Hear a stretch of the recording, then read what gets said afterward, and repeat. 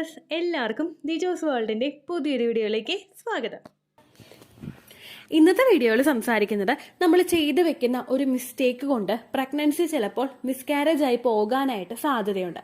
ആ മിസ്റ്റേക്ക് എന്താണെന്നും അതെങ്ങനെ റെക്ടിഫൈ ചെയ്യാമെന്നുമാണ് ഇന്നത്തെ വീഡിയോയിൽ സംസാരിക്കുന്നത് കേട്ടോ. അപ്പൊ നമുക്കത് എന്താണെന്ന് നോക്കാം. വീഡിയോ നമുക്ക് സ്റ്റാർട്ട് ചെയ്യാം.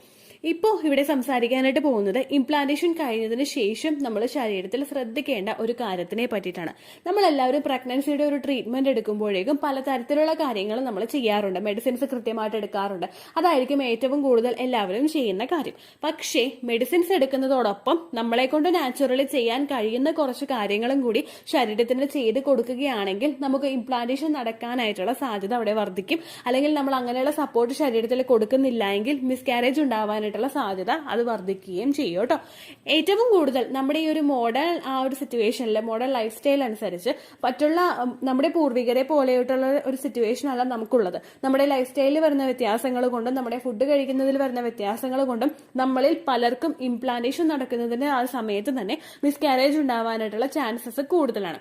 അതൊക്കെ ഒന്ന് അവോയ്ഡ് ചെയ്യാൻ വേണ്ടിയിട്ട് ഇത്തരത്തിലുള്ള ടിപ്സ് ഫോളോ ചെയ്യുന്നത് നിങ്ങളെ സഹായിക്കും കേട്ടോ. ഇവിടെ സംസാരിക്കാനായിട്ട് പോകുന്നത് നമുക്ക് ഏർലി സ്റ്റേജിൽ തന്നെ ഉണ്ടാകുന്ന ബ്രീത്തിങ് ഇഷ്യൂസ് അല്ലെങ്കിൽ നമുക്ക് ശ്വാസമടക്കാൻ ബുദ്ധിമുട്ടോട് കൂടിയിട്ട് നമ്മൾ എന്തെങ്കിലും ജോലികൾ ചെയ്യുന്നത് എങ്ങനെ നമ്മുടെ ആ ഒരു പ്രഗ്നൻസിയെ അഫക്റ്റ് ചെയ്യുന്നു എന്നതിനെ പറ്റിയിട്ടാണ്. നമ്മുടെ കുഞ്ഞ് ഇംപ്ലാന്റേഷൻ കഴിഞ്ഞിട്ട് ഫെർട്ടിലൈസ്ഡ് ആ ഒരു ഇംപ്ലാന്റേഷൻ നടന്നു കഴിഞ്ഞ് കഴിഞ്ഞാൽ പിന്നീട് അങ്ങോട്ടേക്ക് കുഞ്ഞ് ശ്വസിച്ചു തുടങ്ങുന്നതും കുഞ്ഞ് ജീവിച്ചു തുടങ്ങുന്നതും നമ്മളിലൂടെയാണ്. നമ്മളിലുള്ള ഓക്സിജനും നമ്മളിലുള്ള വിറ്റമിൻസും ഒക്കെ അബ്സോർബ് ചെയ്തും എത്തിച്ചു കൊടുത്തിട്ടുമാണ് നമ്മുടെ ശരീരം കുഞ്ഞിനെ പരിപാലിച്ചു പോരുന്നത്. കുഞ്ഞ് ശരീരത്തിനകത്ത് ബ്രീത്ത് ചെയ്യുന്നില്ല. ആ സപ്പോർട്ടൊക്കെ കിട്ടുന്നത് നമ്മുടെ ഒരു പൊക്കിൾ കൊടി വഴിയാണ്. നമ്മൾ പ്രഗ്നൻസിയുടെ സമയത്ത് നമ്മൾ ബ്രീത്ത് ചെയ്യുന്നുണ്ടല്ലോ. ഈ ബ്രീത്ത് ചെയ്യുന്നത് നോർമലി ബ്രീത്ത് ചെയ്യുന്നതിനേക്കാളും കൂടുതലായിട്ടുള്ള ഒരു കൗണ്ടിലാണ് നമ്മൾ ബ്രീത്ത് ചെയ്യുന്നത്. അതായത് ഓക്സിജൻ റിക്വയർമെന്റ് നമുക്ക് ഏർലി സ്റ്റേജിൽ വളരെയധികം കൂടുതലാണ്.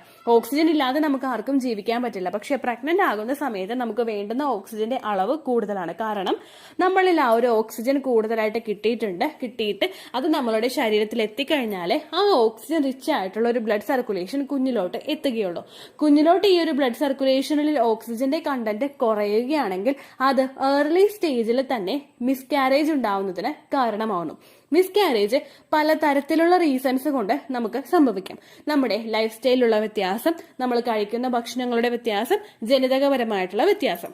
ലൈഫ് സ്റ്റൈലിൽ വരുന്ന വ്യത്യാസത്തിൽ നമ്മൾ അൺഹെൽത്തി ആയിട്ടുള്ള ലൈഫ് സ്റ്റൈൽ ഫോളോ ചെയ്യുന്നത്, നമ്മൾ എക്സസൈസ് ചെയ്യാതിരിക്കുന്നത്, നമ്മൾ ജങ്ക് ഫുഡ് കഴിക്കുന്നത്, അല്ലെങ്കിൽ നമ്മൾ ഭക്ഷണം ഒട്ടും തന്നെ ശ്രദ്ധിക്കാത്തത്, ഇങ്ങനെയുള്ള പല കാര്യങ്ങൾ കൊണ്ട് നമുക്ക് കെമിക്കൽ എക്സ്പോഷർ കൂടുന്നത് കൊണ്ടൊക്കെ മിസ്കാരേജ് ഉണ്ടാകാം. ഇതിൽ ജനറ്റിക് ആയിട്ടുള്ള റീസൺസ് നമുക്ക് കൺട്രോൾ ചെയ്യാൻ പറ്റാത്ത, നമ്മുടെ ലിമിറ്റിൽ വരാത്ത കാര്യങ്ങളാണ്. ഫസ്റ്റത്തെ ഒരു ലൈഫ് സ്റ്റൈൽ ഫാക്ടേഴ്സും അതുപോലെ ഡയറ്ററി ഫാക്ടേഴ്സും നമുക്ക് കൺട്രോൾ ചെയ്ത് കൊണ്ടുപോകാനായിട്ട് സാധിക്കുന്നതേ ഉള്ളൂ. നമ്മളിൽ ഉണ്ടാകുന്ന പ്രഗ്നൻസിയുടെ സ്റ്റാർട്ടിംഗ് സ്റ്റേജിൽ ഉണ്ടാകുന്ന ബ്രീത്തിങ് ഇഷ്യൂസ് അല്ലെങ്കിൽ ബ്രീത്തിങ് ട്രബിൾസ് പലർക്കും മിസ്കാരേജ് ഉണ്ടാക്കുന്നു എന്ന് ഒരു പഠനങ്ങൾ നടത്തിയതിൽ കണ്ടുപിടിച്ചിട്ടുണ്ട്. ഈ ഒരു സിറ്റുവേഷൻ നമ്മൾ അവോയ്ഡ് ചെയ്യണമെങ്കിൽ നമ്മൾ ഇംപ്ലാന്റേഷൻ നടക്കുന്ന സമയങ്ങളിൽ ശരീരത്തിന് കുറച്ചുകൂടി കെയർ കൊടുക്കണം. എങ്ങനെയാണെന്ന് വെച്ച് കഴിഞ്ഞാൽ നമുക്ക് കൂടുതൽ പ്രഷറിൽ ബ്രീത്ത് എടുക്കേണ്ടതായിട്ടുള്ള സിറ്റുവേഷൻസ് വരുന്നുണ്ടെങ്കിൽ ആ സിറ്റുവേഷൻസ് നിങ്ങൾ അവോയ്ഡ് ചെയ്യാനായിട്ട് ശ്രദ്ധിക്കുക. ഇംപ്ലാന്റേഷൻ നടക്കുന്ന സമയത്ത് വാക്കിംഗ് ചെയ്യുന്നത് നല്ലതാണെന്ന് വീഡിയോസിൽ ഒരുപാട് പറഞ്ഞിട്ടുണ്ട്.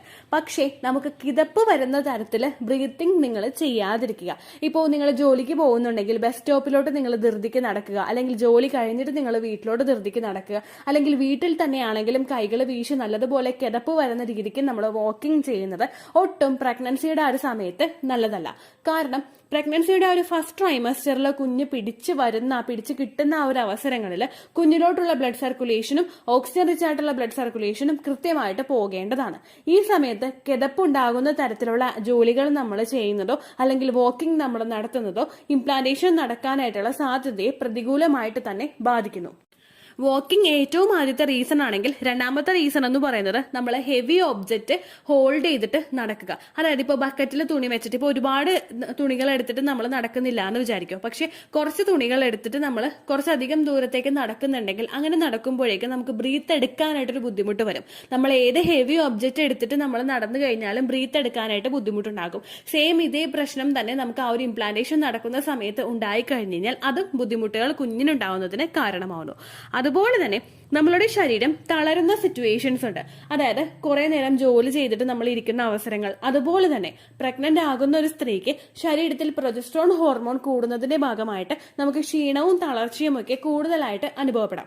ഈ ഒരു ക്ഷീണവും തളർച്ചയും ഉള്ളതിനോടൊപ്പം നമ്മൾ വീട്ടിലെ ജോലികളോ അല്ലെങ്കിൽ മൂത്ത കുഞ്ഞിന്റെ കാര്യങ്ങളോ അല്ലെങ്കിൽ ഹസ്ബൻഡിന്റെ കാര്യങ്ങളോ ഒക്കെ കൂടുതലായിട്ട് നോക്കി വരുമ്പോഴേക്കും നമ്മൾ കുറേം കൂടി ഒന്ന് തളർന്നു പോകാം. നമ്മൾ തളരുന്ന അവസരങ്ങളിൽ, നമുക്ക് ക്ഷീണം ഉണ്ടാവുന്ന അവസരങ്ങളിൽ നമ്മൾ എടുക്കുന്ന ഓക്സിജന്റെ അളവിലും വ്യത്യാസം സംഭവിക്കാം.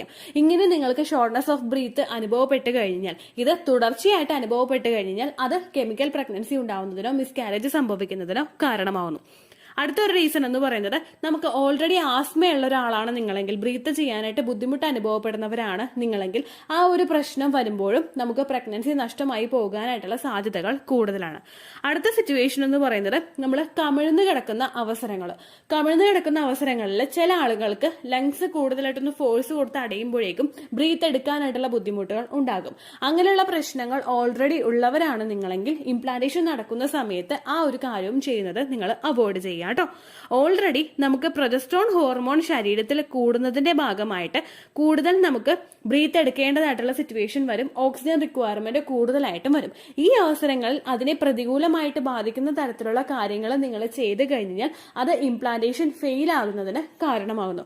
അതുകൊണ്ട് തന്നെ ഷോർട്ട്നെസ് ഓഫ് ബ്രീത്ത് നമുക്ക് അനുഭവപ്പെടാനായിട്ടുള്ള, ഷോർട്ട്നെസ് ഓഫ് ബ്രീത്ത് നമുക്ക് ഉണ്ടാകുന്നതായിട്ടുള്ള സിറ്റുവേഷൻസ് ഏതൊക്കെയുണ്ടോ ആ സിറ്റുവേഷൻസ് ഒക്കെ നിങ്ങൾ കംപ്ലീറ്റ് ആയിട്ട് അവോയ്ഡ് ചെയ്യുക കേട്ടോ. പലരും പ്രഗ്നൻസിയുടെ ഒരു തുടക്കത്തിൽ തന്നെ ചെയ്തു വെക്കുന്ന മിസ്റ്റേക്ക് ആണ് ഇങ്ങനെയുള്ള കാര്യങ്ങൾ കേട്ടോ. അപ്പൊ ഇതൊക്കെ നിങ്ങൾ അവോയ്ഡ് ചെയ്യാനായിട്ട് പ്രത്യേകം ശ്രദ്ധിക്കുക. ഇനി ഈ ഒരു ഷോർട്ട്നെസ് ഓഫ് ബ്രീത്ത് ഒരു പോയിന്റിൽ മാത്രം വരുന്നുണ്ടെങ്കിൽ അത് മിസ്കാരേജിന് കാരണമാകുമോ എന്ന് വിചാരിച്ചു കഴിഞ്ഞാൽ ഒരിക്കലും അതും കാരണം നിങ്ങൾക്ക് മിസ്കാരേജ് ഉണ്ടാവില്ല. പക്ഷെ കണ്ടിന്യൂസ് ആയിട്ട് നിങ്ങൾ ഈ ഒരു ആക്ടിവിറ്റി ചെയ്തുകൊണ്ടിരിക്കുകയാണെങ്കിൽ, അതായത് കിടപ്പുണ്ടാക്കുന്ന രീതിക്ക് നമ്മൾ നടക്കുക, അല്ലെങ്കിൽ ഒരുപാട് വെയിറ്റുള്ള ഒബ്ജക്റ്റ് എടുത്തിട്ട് നമ്മൾ നടക്കുക, അങ്ങനെയുള്ള കാര്യങ്ങളൊക്കെ കണ്ടിന്യൂസ് ആയിട്ട് ചെയ്ത് കഴിഞ്ഞാൽ മാത്രമേ അത് നിങ്ങളുടെ ശരീരത്തിനെ ബാധിക്കുകയുള്ളൂ. ഒന്നോ രണ്ടോ തവണ നിങ്ങൾ ഒരു ദിവസത്തിൽ ഒരു തവണ മാത്രം ചെയ്തു എന്ന് വിചാരിച്ചിട്ട് അതൊരിക്കലും നിങ്ങളെ അഫക്ട് ചെയ്യില്ല കേട്ടോ. ആ കാര്യം നിങ്ങൾ പ്രത്യേകം ശ്രദ്ധിക്കുക. ഇനി ആരൊക്കെ ഇത് ഫോളോ ചെയ്യണം എന്ന് വിചാരിച്ചു കഴിഞ്ഞാൽ, ഒരുപാട് നാളുകളായിട്ട് പ്രഗ്നൻസി ട്രീറ്റ്മെന്റ് എടുക്കുന്നവരെ ഇങ്ങനെയുള്ള കുഞ്ഞു കുഞ്ഞു കാര്യങ്ങളൊക്കെ ശ്രദ്ധിക്കുന്നത് നല്ലതായിരിക്കും. എന്നാൽ വിവാഹം കഴിഞ്ഞിട്ട് അടുത്ത മാസത്തിൽ പ്രഗ്നൻസി നോക്കുന്നവരൊക്കെ ഇതൊന്നും ശ്രദ്ധിക്കേണ്ട ആവശ്യമില്ല കേട്ടോ. കാരണം നാച്ചുറലി നിങ്ങൾക്ക് പ്രഗ്നൻസി ആയിക്കോളും. പക്ഷെ ഒരുപാട് നാളുകളായിട്ട് ട്രീറ്റ്മെന്റ് എടുക്കുന്നവര്, IVF പോലുള്ള കാര്യങ്ങളൊക്കെ ചെയ്യുന്നവര് ഇത് ശ്രദ്ധിക്കുന്നത് നല്ലതായിരിക്കും കേട്ടോ. ഇത്രയേ ഉള്ളൂ വീഡിയോ. യൂസ്ഫുൾ ആയി കാണുമെന്ന് വിശ്വസിക്കുന്നു. യൂസ്ഫുൾ ആവുന്നുണ്ടെങ്കിൽ ലൈക്ക് ചെയ്യുക, ഫ്രണ്ട്സിനൊക്കെ ഷെയർ ചെയ്ത് കൊടുക്കുക കേട്ടോ. എന്തെങ്കിലും സംശയം ഉണ്ടെങ്കിൽ നിങ്ങൾ കമന്റ്സിൽ ചോദിക്കുക. പണ്ടത്തെ വീഡിയോയ്ക്ക് കമന്റ്സ് ഇടുന്നവർക്ക് റിപ്ലൈ ലഭിക്കുന്നില്ലെങ്കിൽ ലേറ്റസ്റ്റ് ആയിട്ട് ഞാൻ ഏത് വീഡിയോ ആണോ അപ്ലോഡ് ചെയ്യുന്നത് അതിന് താഴെ കമന്റ് ഒന്ന് കോപ്പി പേസ്റ്റ് ചെയ്യാനായിട്ട് ശ്രദ്ധിക്കുക കേട്ടോ. അതുപോലെ ഓവുലേഷൻ ഡേറ്റ് കാൽക്കുലേറ്റ് ചെയ്ത് തരാനായിട്ട് റിക്വസ്റ്റ് ചെയ്യുന്ന ആളുകൾ എത്രയാണോ സൈക്കിൾ ലെങ്ത് അത് മെൻഷൻ ചെയ്യാനായിട്ട് ശ്രദ്ധിക്കുക. സൈക്കിൾ ലെങ്ത് എന്നതുകൊണ്ട് ഉദ്ദേശിച്ചത് ഓരോ മാസവും എത്ര ദിവസം കൂടുമ്പോഴാണോ ബ്ലീഡിങ് വരുന്നത് അതാണ് സൈക്കിൾ ലെങ്ത്. കഴിഞ്ഞ മാസം ഒരു 8-ാം തീയതിയാണ് ബ്ലീഡിങ് ആയതെങ്കിൽ ഈ മാസം 6-ാം തീയതിയാണ് ബ്ലീഡിങ് ആയതെങ്കിൽ കഴിഞ്ഞ മാസം 8-ാം തീയതി മുതൽ ഈ മാസം 6-ാം തീയതി വരെ എത്ര ദിവസമുണ്ടോ അത് കാലണ്ടറിൽ എണ്ണി തിട്ടപ്പെടുന്നതാണ് നിങ്ങളുടെ സൈക്കിൾ ലെങ്ത്. സൈക്കിൾ ലെങ്ത് നമ്മൾ കൃത്യമായിട്ട് കാൽക്കുലേറ്റ് ചെയ്യുകയാണെങ്കിൽ ഓവുലേഷൻ ഡേറ്റ് എളുപ്പത്തിൽ കണ്ടുപിടിക്കാൻ വേണ്ടിയിട്ട് ഒരുപാട് ആപ്ലിക്കേഷൻസും ഒരുപാട് ഓൺലൈൻ ആയിട്ടുള്ള വെബ്സൈറ്റുകളും ഇനി നമുക്ക് അവൈലബിൾ ആണ്. പ്ലേ സ്റ്റോറിൽ പോയിട്ട് ഓൺലൈൻ ഓവുലേഷൻ ട്രാക്കർ എന്ന് ടൈപ്പ് ചെയ്ത് കഴിഞ്ഞാൽ നിങ്ങൾക്ക് അതുമായിട്ട് ബന്ധപ്പെട്ടിട്ടുള്ള ആപ്ലിക്കേഷൻസ് കിട്ടും. അത് പറ്റുന്നില്ല എങ്കിൽ ഗൂഗിളിൽ പോയിട്ട് ഓൺലൈൻ ഓവുലേഷൻ കാൽക്കുലേറ്റർ എന്ന് ടൈപ്പ് ചെയ്ത് കഴിഞ്ഞാൽ അതുമായിട്ട് ബന്ധപ്പെട്ടിട്ടുള്ള വെബ്സൈറ്റുകൾ നിങ്ങൾക്ക് കിട്ടും. അതിൽ നിങ്ങളുടെ ലാസ്റ്റ് മന്തിലെ മെൻസ്ട്രേഷൻ്റെ ഡേറ്റും ഒപ്പം ഞാൻ ഈ പറഞ്ഞ രീതിക്ക് നിങ്ങൾ കാൽക്കുലേറ്റ് ചെയ്യുന്ന സൈക്കിൾ ലെങ്ത്തും എൻ്റർ ചെയ്ത് കൊടുക്കുകയാണെങ്കിൽ നിങ്ങൾക്ക് കൃത്യമായിട്ട് ഓവുലേഷൻ ഡേറ്റ് കണ്ടുപിടിക്കാനായിട്ട് സാധിക്കും. ഫെർട്ടൈൽ ടൈം പീരീഡും നിങ്ങൾക്ക് കിട്ടും. അതായത് എത്ര ദിവസം മുതൽ കോൺടാക്ട് ചെയ്ത് തുടങ്ങിക്കഴിഞ്ഞാൽ നിങ്ങൾ പ്രഗ്നൻ്റ് ആകും എന്നുള്ളൊരു ഡേറ്റും നിങ്ങൾക്ക് പ്രോപ്പറായിട്ട് കിട്ടും കേട്ടോ. ഇത് കാൽക്കുലേറ്റ് ചെയ്യുന്ന സമയത്ത്, സൈക്കിൾ ലെങ്ത് കാൽക്കുലേറ്റ് ചെയ്യുന്ന സമയത്ത് നിങ്ങളുടെ ആ ഒരു കലണ്ടറിൽ നോക്കി തന്നെ നിങ്ങൾ കാൽക്കുലേറ്റ് ചെയ്യുക. പല മാസങ്ങളിലും 30-31 ദിവസമുണ്ട്. അതുകൊണ്ടാണ് അങ്ങനെ പറഞ്ഞത്.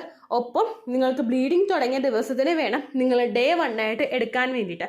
സ്പോട്ടിങ് തുടങ്ങിയ ദിവസത്തിനെ, അതായത് ചെറുതായിട്ട് ഡിസ്ചാർജ് പോയി തുടങ്ങിയ ദിവസത്തിനെ നിങ്ങൾ കൺസിഡർ ചെയ്യേണ്ട ആവശ്യം ഇല്ല കേട്ടോ. അപ്പോൾ ഇത്രയേ ഉള്ളൂ വീഡിയോ. അടുത്തൊരു വീഡിയോ ആയിട്ട് നമുക്ക് വീണ്ടും കാണാം. ബൈ.